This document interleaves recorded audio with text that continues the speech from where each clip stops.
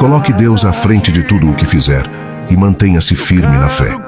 Com Ele no controle, tudo dará certo, pois tudo posso naquele que me fortalece. Não perca as esperanças. Deus tem o melhor para a sua vida. Busque seus sonhos com perseverança. Quando você acredita nele, nada nem ninguém pode impedir que alcance seus objetivos. Deus capacita você a ser o melhor no que faz, dá o tom e o cobre com graça. Portanto, não desanime, pois a fé em Deus pode mover montanhas e transformar sua vida.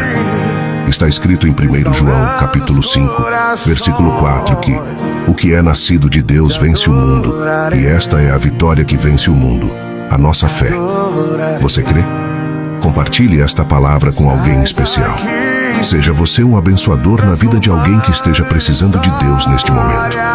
Que Deus derrame bênçãos sobre tua vida e sobre a vida das pessoas que você ama. Amém.